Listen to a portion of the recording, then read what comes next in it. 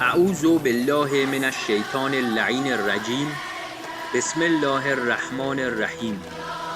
اگه فرزند یا مادرت زبانم لال سرطان داشته باشه، دوست داری اون مداوا بشه یا مشکلات خودت حل بشه؟ برای کدوم دعا میکنی؟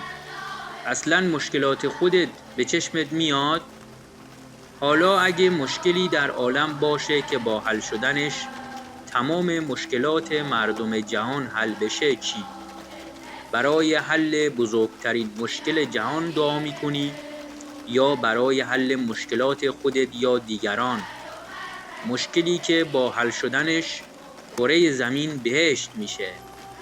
بله، درست حدس زدی. مشکل غیبت حضرت امام عصر عجل الله تعالی فرجه الشریف.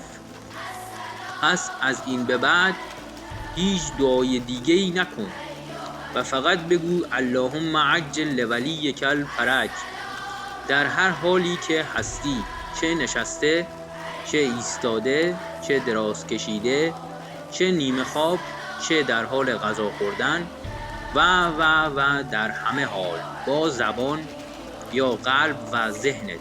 زیرا حضرت امام عصر عجل الله تعالی فرجه الشریف فرمودند اکثر الدعاء به تعجیل الفرج فإن ذلک فرجکم.